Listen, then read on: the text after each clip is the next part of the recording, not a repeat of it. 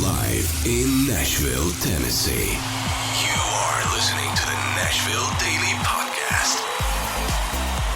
Nashville's #1 daily podcast. Brought to you by Think Nashville. Think Nashville. Think Brad. Think Brad. It's Nashville Daily Podcast. Good morning, Nashville, and welcome to the Nashville Daily Podcast. My name is Stuart Deming, and today's episode is brought to you by ThinkBrad.com. If you're looking for real estate in the Middle Tennessee market, make sure to contact Brad Reynolds at 615-856-3270. We had Brad on an episode last week, and we learned about what's happening in the real estate market right now. It seems there's a 1-to-1 ratio of selling and houses available, which is where Nashville seems to always be. So if you want to learn more about that episode, head over to NashvilleDailyPodcast.com and go back into the archive. I believe it's called Something with Brad Reynolds. You'll see it on the website. Joining us in studio is Dr. Michael Caldwell. Dr. Michael Caldwell has been on the podcast a few times. The very first episode we had you on was right at the beginning of the COVID pandemic here in the city of Nashville. And we recorded that episode inside of the Entrepreneur Center. I remember that day very vividly. And Dr. Caldwell, you are currently at Meharry Medical College. Tell us who you are and what you do. Wow, it's so great to be back here. I love our community just like you do. So I am currently now an associate vice president of vaccine research and education at Meharry Medical College, working with Dr. James Hildreth, the president. I also teach medical students. I'm building a partnership to expand clinical research with Meharry and a small private company called Clinical Research Associates. That's going really well. We are having 4 medical students working with me this summer to advance that. We're hoping to create something called the National Center for Clinical Trial Diversity, and hope to talk more about that soon. Also working on helping Dr. Hildreth to build the very first historically black school of global public health. And we brought in a colleague named Daniel Dawes from Morehouse, who is leading that. And I also am now also the chief medical officer for Januarys USA, which we'll talk a little more about that on alcohol research, education, and treatment. How many business cards do you have to carry? Right now. Are you like going around and you're like, I have 6 business cards. Yeah. They're all color coded per the specific job. I'm up to 2 right now, but okay. It's overall I am so happy to be at Meharry Medical College and to be able to work with President Hildreth and the medical students right now and all the faculty members. And the public health students as well, to be able to advance the mission of Meharry, which has been here almost 150 years. It's one of the oldest schools in the Nashville area, correct? It's like Vanderbilt, Nashville State, Meharry, Fisk.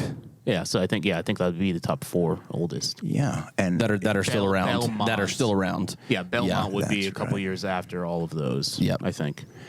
And what is really special about Meharry is that they were the first school to help teach black students about how to be a doctor in the South. So Howard in Washington came about around the same time, but so we have Washington D.C. correct? In Washington D.C. Yeah. So we at Meharry have a medical school, a dental school, and a few other schools. But the dental school is really especially important because they produce almost 50% of all the black dentists in the United States. That's actually been the place I've gone for all of my dental work. Yeah. Meharry.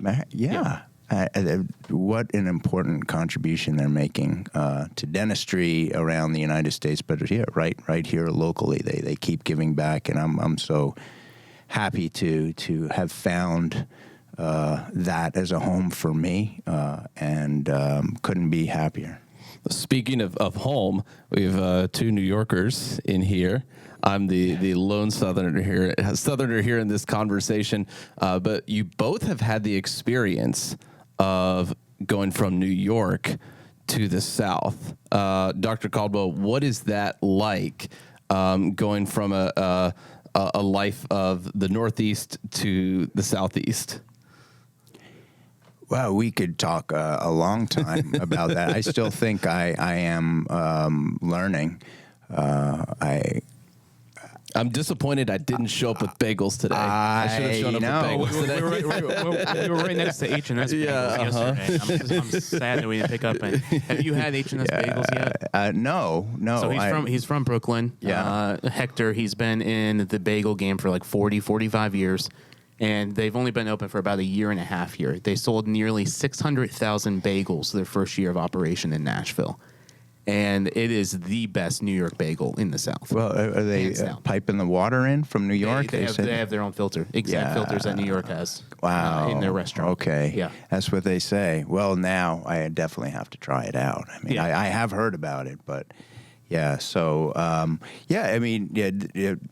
Tennessee is different, right? We're learning more about that this week. I mean, it's different. The pace is different. But yet it's interesting. Nashville is this sort of growing international city. It's a being born. And so it's, I think, at its own crossroads. So the conversation about North and South and old Nashville and new Nashville, and it's something that I am still learning and appreciating. I certainly love the weather here. Yeah. Well, I was about to say, I think when we first got connected, very high and very, very low. Yeah. When we first got connected years ago, you were, outside just about every morning, walking or running. And so was that a different pace from what you did in New York, or did Tennessee allow for a better environment to get outside, or was that something that was part of your kind of normal routine? Oh, I definitely enjoy nature here more, because I tend to not be somebody who runs out and enjoys the cold and the snow as much. I do, like, for a few minutes, but then I do like to be warm and toasty inside. So, to have more days to do that is just really exciting. And to enjoy, maybe a day of snow here, that's great. Yeah. You've had your share of snow. Or if there's a couple of really cold days, it's only going to be a couple of cold days and not a couple of cold months. Where I remember certain winters up north where you're praying, for it to hit 20 degrees just for a day. I mean, right? So I don't mind leaving that behind. But there's so much here. I love everyone I meet. Everyone really has been very kind and community oriented.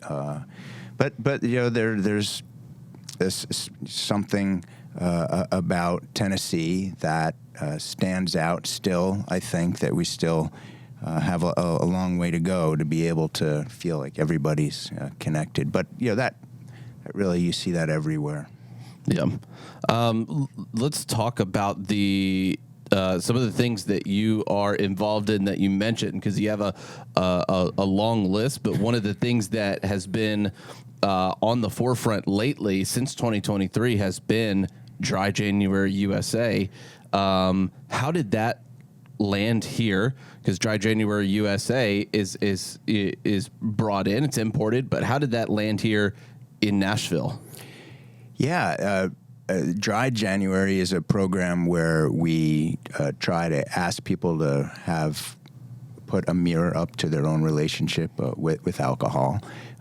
It's been a phenomenon for the last 10 years or so, but it actually is also a registered trademark out of England by a charity called Alcohol Change UK. And before I got to Meharry, I saw them launching in other countries, so I reached out to them, actually in the studio. Oh my gosh! I was here for your first meeting. I had a Zoom call with the CEO of this organization in London, and we proceeded to have very positive connections, and Dr. Hildreth was very supportive of Meharry trying to use Dry January USA as an opportunity to build the first HBCU center for alcohol research, education, and treatment. That's cool. And so since a lot of people sort of know Dry January, even though the majority of people haven't heard about it yet, a lot of people have heard about Dry January. And when we now allow people to see that there is actually a formal home for it, we have signed a sole licensing agreement for Dry January USA with this organization in England. So you're right, Dry January USA has a home. It's in Nashville, Tennessee. It's at Meharry Medical College, and we're just getting started. So we just launched sort of a soft launch this past January. We have a full complement of social media sites, websites now, so people are starting to know that we're out there. It's Dry January _USA on our Instagram, which has really been probably the one place you could find most information. But we are a national brand representing Dry January for the whole U.S., but we're doing it in a really special way. And there's a lot of exciting developments on how we're going to proceed on that this year. But alcohol is one of those substances that are on the addiction spectrum. People get addicted to alcohol as with other substances, but the attention that our country pays to that alcohol problem is not what it should be. We think. It's really interesting. Or like, there's certain groups of people you go out to eat with, and then they'll all get drinks, and then they like pressure you in a sense. Hey, like, why are you not drinking? It's a really interesting paradigm. But like in other substances, you don't see that type of culture. And so, how is Dry January combating that? Well, in a few ways, we're really excited about the technological advances in these adult non-alcoholic beverages. So that you can go out and if you want to get a beer or a wine or a cocktail that's a typical adult beverage that everyone else might have, but you could just get yours without the alcohol in it and not look different.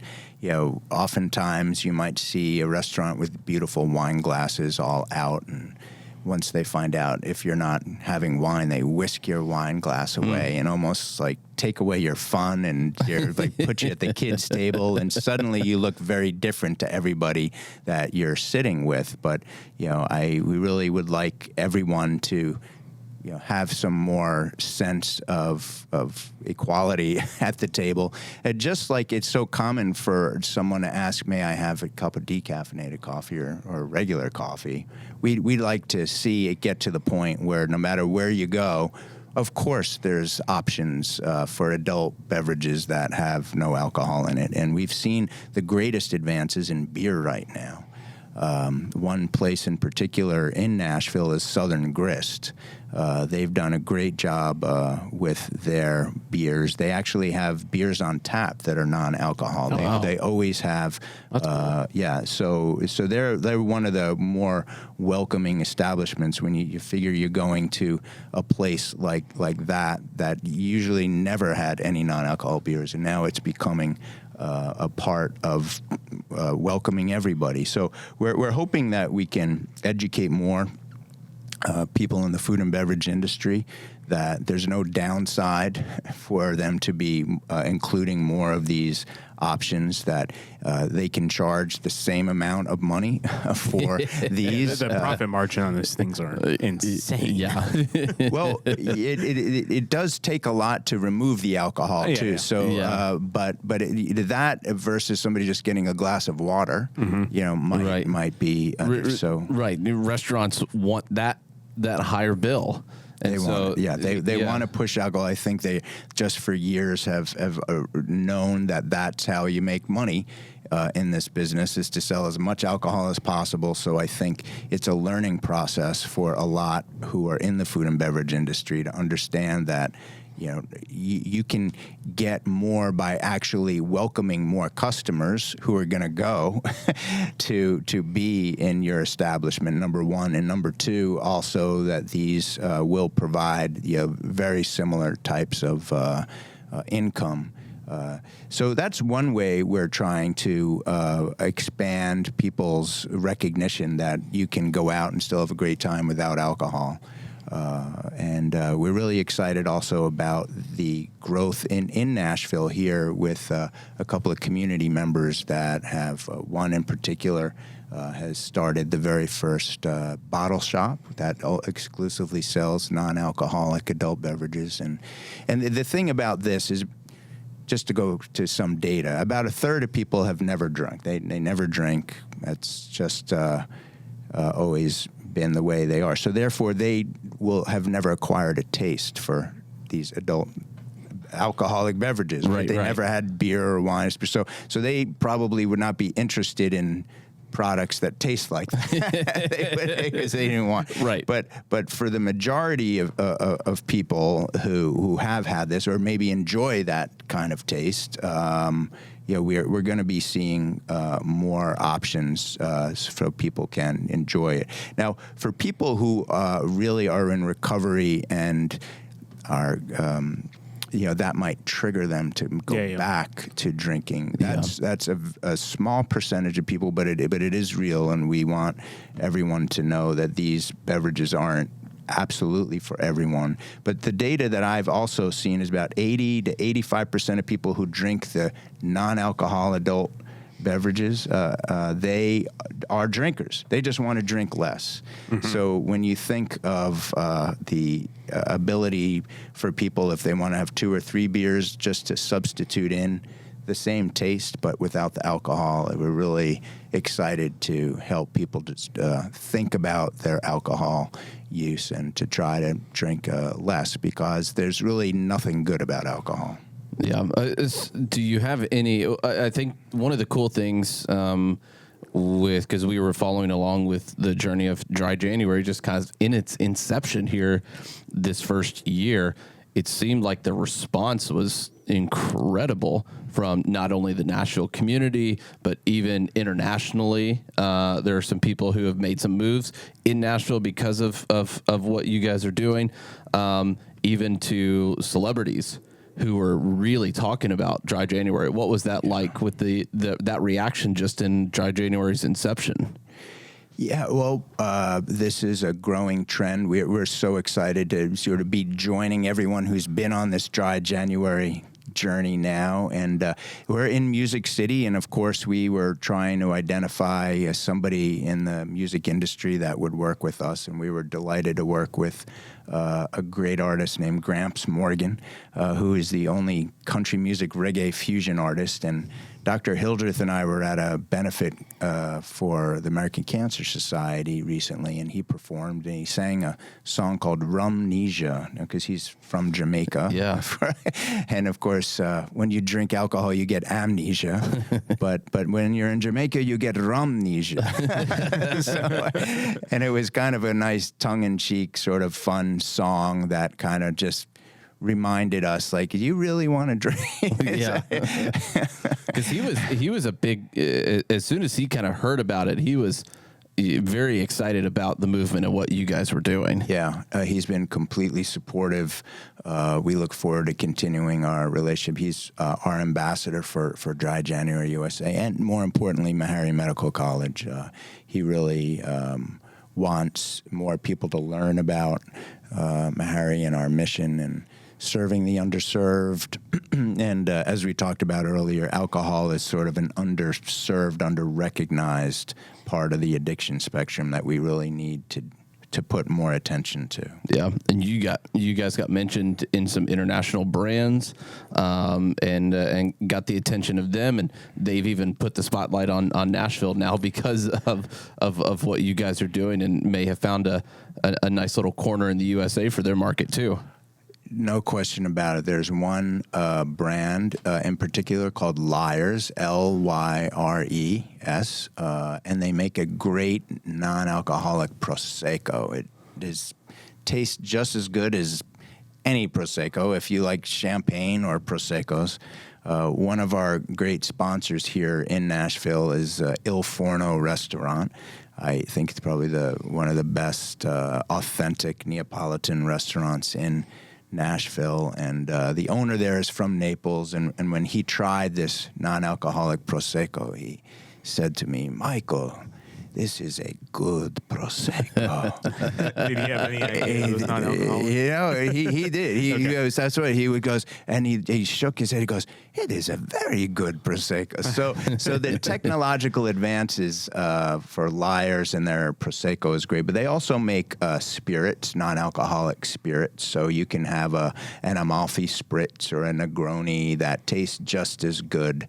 And we're really pleased that they are sort of the official wine and spirit of Dry January USA, that they are excited to be working with Meharry Medical College, and they are going to make a really stronger presence over this next Dry January, and they're going to be launching here right out of Nashville. So it's really special. More when people hear that Dry January has a home, they're really excited about it. When they hear that it's a medical college, they love it. And then when they hear it's a historically black school, it's even more meaningful to people who are connected with Dry January in so many different ways. So we think this is going to continue to grow and help Meharry Medical College build a center for alcohol research and education and treatment, which the Nashville's a good place to be. There's so many drunk people in downtown on Fridays and Saturday nights. Well, you never know who's going to stumble into that the mission field is large here. Yeah. Yeah, that's it. I mean, we are the #1 capital for bachelorette parties, and one of the things we're concerned about with Dry January is sober shaming, as you said. Hey, come on, shots for everybody, and that wouldn't be great if some of the shots, could be a little different. It's been said we're a drinking city with a music problem. Yep. And a lot of people have said that we're a drinking city with a music problem. And you hear that on Broadway. Yeah. And it's such an interesting space to be in, because if you look at what's happening on Broadway every single night, there's hundreds, maybe even thousands of individuals that are experiencing that drunkenness. Well, and they're here to party. In Tennessee, alcohol is built into the culture. It flows. The whiskey trail, we've got wineries everywhere. Just about 23 every breweries or so. Just about every next step in a tourist attraction or a brand is to have an alcohol label alongside their brand. So, it is an interesting culture really thing as well. Interesting though is, and I don't know if you know this, Michael, Prohibition was in this county for 100 years. So in 1909, the state of Tennessee banned alcohol, or the sale of alcohol. And then you have a lot of corruption with the sheriff and all this stuff, allowing bars to sell alcohol. And then basically for 100 years, Prohibition was in this county. In 2009, the state of Tennessee said, hey, counties, you guys have the decision of, do you want to allow alcohol sales and making of alcohol in your counties? Davidson County at that point said yes. And so basically since 2009, all of these alcohol brands have come to this area. The breweries, all of these different spirit makers and stuff. So there's just a lot of interesting history in the sense of alcohol here and alcohol consumption here in the county of Davidson County. Which I think makes it a really good place to allow and offer those substitutions. That's right. Because it's so built into the culture. You're right. Nobody wants to sober shame, and to allow the opportunity for the industry of the non-alcoholic beers and spirits and all of those different drinks to find a home here too, I think is fantastic, because what a better market. There's probably not too many better markets to test it in. That's right. And see how their product may stand up against what's already here in Nashville. You're hit upon the beauty of Dry January USA being in Nashville, because there is so much drinking here, and because so many of the people that choose these adult non-alcoholic beverages like the tastes of these alcohol. Who better to ask just to, maybe have one less alcohol and try some of these other products. So Yeah. I think it is really the best place for it. And we're going to attract more people to Nashville, knowing that they're welcome to enjoy these adult non-alcoholic beverages that are going to become more and more common, I think, throughout the entire food and beverage industry here in Nashville. Yeah, so who knows? Maybe you'll have an attraction here in Nashville instead of maybe a whiskey line. Maybe they'll start off with a non-alcoholic whiskey line or a non-alcoholic line or something like that eventually. Yeah, which I think would be pretty cool. That's right, and you don't have to be completely sober to enjoy these. You could just that's it. But yet, for those who are and they want to have a great time, it's something for everyone. Yeah. Michael, you've been in Nashville for a little over 3 years now. Yeah, correct? Four years. Yeah. So what's been some of your favorite neighborhoods that you've discovered in your journey in Nashville? Or even just places, attractions, Yeah. places to be. Gosh, I love the outdoors. I love all the different neighborhoods. I love your knowledge of history always makes it more enriching for me as well. I love the coffee houses. I love East Nashville, the 12th South area. I love all of Charlotte, all the cool things there. So, and as you know, I really love Wedgwood, Houston. That's probably becoming more of a special place for me. I live out nearby the airport now, near Stewart Ferry Pike, and that's also cool to be able to explore more of sort of the waterways. Yeah. And, I got to do more exploring with some of your tours with the waterfalls and things. So, I love pretty much everywhere throughout Nashville. I like all the different sort of moods that Nashville has. even on Broadway, which I've said that's a kind of a place that a lot of people who live in Nashville rarely go. Yep. Although I just recently went to visit Roberts and Layla's, and those are probably the two places I think of that give you that real true country music experience. Yes. That I don't think that you get, or a lot of people that come to Nashville don't, for just a few days, don't always know or appreciate that if you want a genuine experience, those are the places to go. Most of the other places have great music, but it really has not much to do with country music. Yep. Any restaurants that you've really enjoyed since you've been here? Well, there's always Butcher and Bee. We love them, and of course, the whipped feta. Yes, that's one of the best, and Il Forno is just like one of my go-to places. I just couldn't. Thank you for introducing us to that because it's fantastic. Yeah, authentic Neapolitan pizzas and the pastas.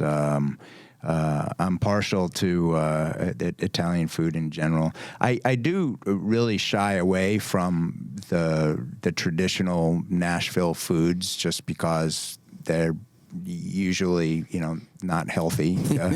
But I mean, I still... You're not eating hot chicken every week? No, but I had to be at a scientific conference at the Music City Center, and just to see all the food that is served as being representative of Nashville. I enjoyed it, for a moment or two, but so I do enjoy steakhouses also on occasion, but I usually go for the fish. But so, what are your favorite seafood places around here?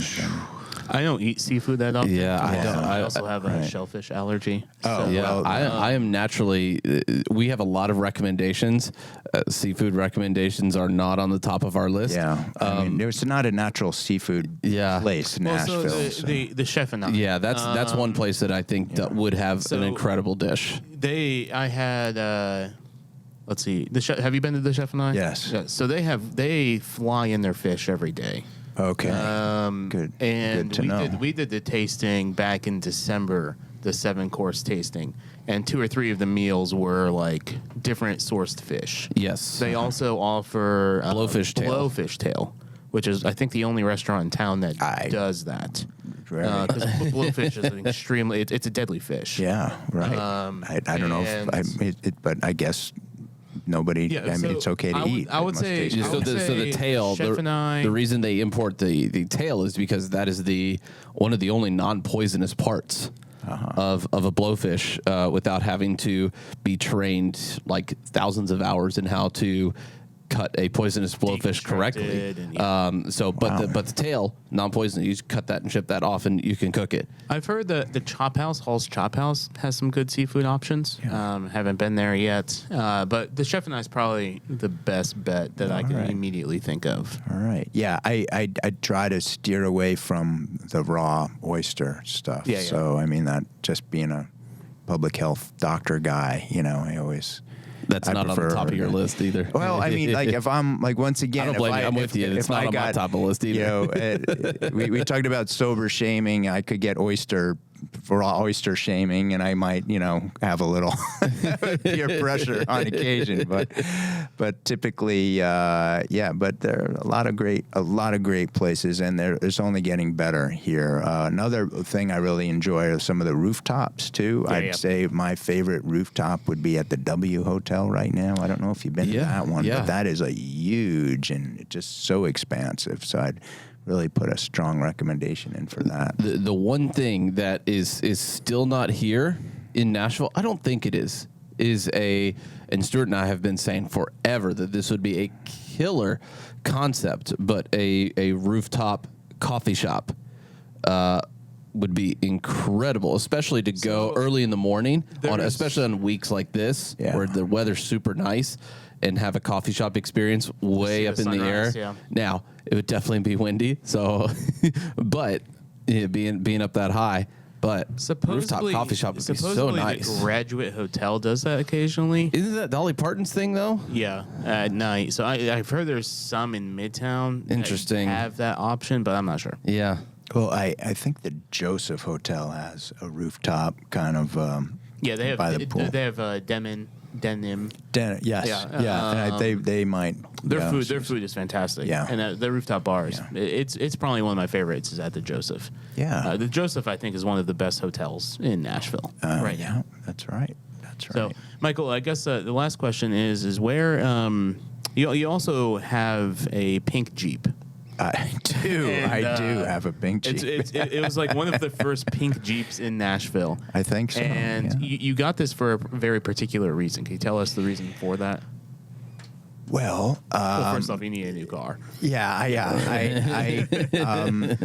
love hospitality. I love meeting new people. I love making people smile. And I had gotten a blue Jeep, and where I got the Jeep, there was an opportunity to get a really special time-limited edition of this pink magenta Jeep. And so I thought, all right, it's Nashville. Let me get this. And I got a little higher level. It's got a one-touch rooftop. It's really exciting. And I initially was thinking about the bachelorette parties and all that, and that it kind of fit that theme of Nashville. But then in October of last year, I had a really a special surprise when one of the customers who rented from me was sharing with me that she was celebrating her 9-year anniversary with metastatic breast cancer. Now, usually don't live that long with metastatic breast cancer, and she was traveling with a bunch of other women with metastatic breast cancer. They're called the MBC Travelers, and you could find them on mbctravelers.com, but they were women with metastatic breast cancer, and they made a trip to Nashville.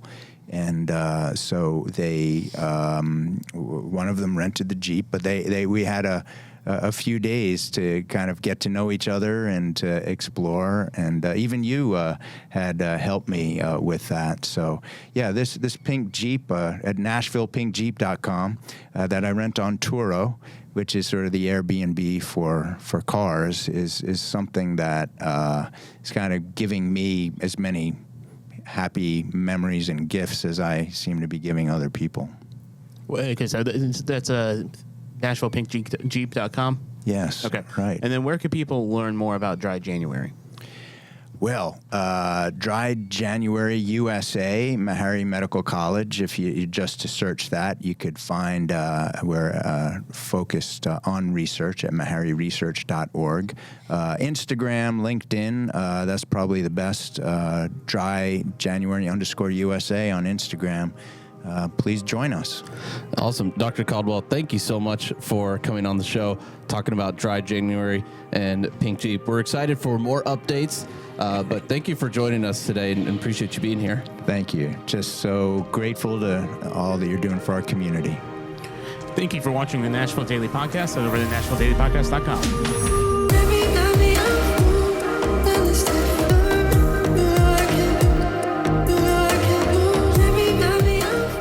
Thank you for listening to the Nashville Daily Podcast. If you want to learn more, head to NashvilleDailyPodcast.com. You can also follow us on social media at explore.nash on Instagram, Nashville Daily Podcast on YouTube, and explore.nash on YouTube as well. The Nashville Daily Podcast is an Explore LLC production, copyright 2023.